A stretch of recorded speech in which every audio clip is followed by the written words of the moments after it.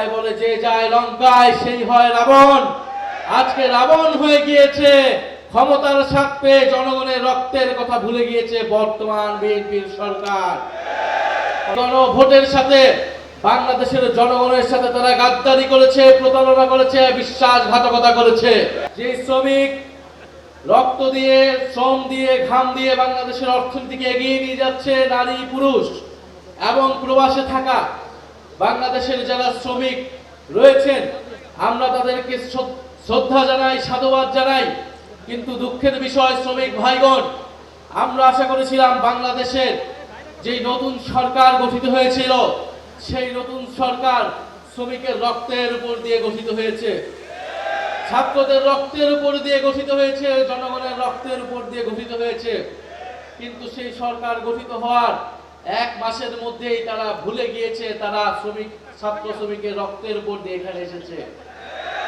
তারা ছাত্র শ্রমিক জনতার রক্তের উপর দিয়ে যেই নতুন বাংলাদেশ, যেইখানে নির্বাচন হয়েছে, গণভোট হয়েছে, তারা সেই গণভোটের সাথে বেইমানি করেছে।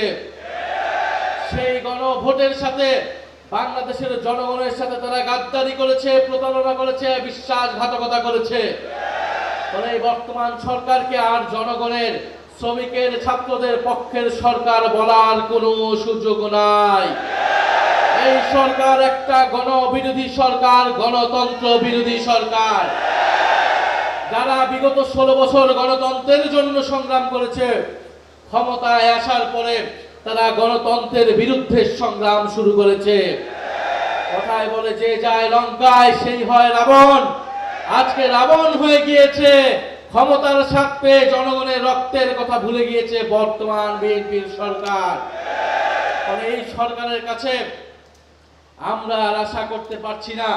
70% মানুষের ভোট, যেই ভোটকে তারা অস্বীকার করে দিয়েছে। অন্তর্বর্তী সরকারের জরুরি গুরুত্বপূর্ণ অনেক অধ্যাদেশ, মানবাধিকার অধ্যাদেশ, পুলিশ সংস্কার অধ্যাদেশ, বিচার বিভাগের স্বাধীনতার অধ্যাদেশ সহ মানুষের অধিকার আদায়ের অনেক অধ্যাদেশকে আইনে পরিণত করার কমিটমেন্ট থাকলেও সেই কমিটমেন্ট, সেই ওয়াদা তারা ভঙ্গ করেছে। বাংলাদেশের রাজনীতিতে যারা ওয়াদা ভঙ্গ করেছে তাদের পরিণতি কিন্তু খুব ভালো হয় নাই। বর্তমান সরকারকেও মনে রাখতে হবে, ছাত্র শ্রমিক জনতাকে ওয়াদা দিয়ে তাদের রক্তের উপর দিয়ে যে সরকার গঠিত হয়েছে, এই ওয়াদা ভঙ্গের পরিণতি তাদেরকেও অচিরেই ভোগ করতে হবে। প্রিয় শ্রমিক ভাইরা, আমরা এক নতুন জাতীয় ঐক্যে আবির্ভূত হয়েছি, যেখানে আমাদের বাংলাদেশের জুলাই গণ অভ্যুত্থানের বাংলাদেশের শ্রমিকদের প্রতি আমাদের যে ওয়াদা ছিল যে একটি বৈষম্যহীন বাংলাদেশ আমরা করব, আমরা রাজনীতি, অর্থনীতি, সমাজ সব জায়গায় ইনসাফ প্রতিষ্ঠা করব, নতুন বন্দোবস্তে শ্রমিকের হিস্সা নিশ্চিত করব। সেই লড়াইয়ে আমাদেরকে ঐক্যবদ্ধ থাকতে হবে। বাংলাদেশ শ্রমিক কল্যাণ ফেডারেশনের বর্তমান নেতৃবৃন্দ রয়েছেন, জাতীয় নেতৃবৃন্দ রয়েছেন, তাদের সকলের প্রতি জাতীয় নাগরিক পার্টি এবং জাতীয় শ্রমিক শক্তির পক্ষ থেকে আমরা বলতে চাচ্ছি, সেই ঐক্যের পথে আছি আমরা। শুধু জাতীয় সংসদ নয়, আমাদেরকে এবার রাজপথের প্রস্তুতি নিতে হবে। রাজপথের প্রস্তুতির মাধ্যমে, গণ আন্দোলনের প্রস্তুতির মাধ্যমে আমরা বর্তমান সরকারকে বাধ্য করব জুলাই সনদ সহ, গণভোট সহ শ্রমিকের অধিকারের প্রতিটি দাবি আদায় যাতে নিশ্চিত হয়।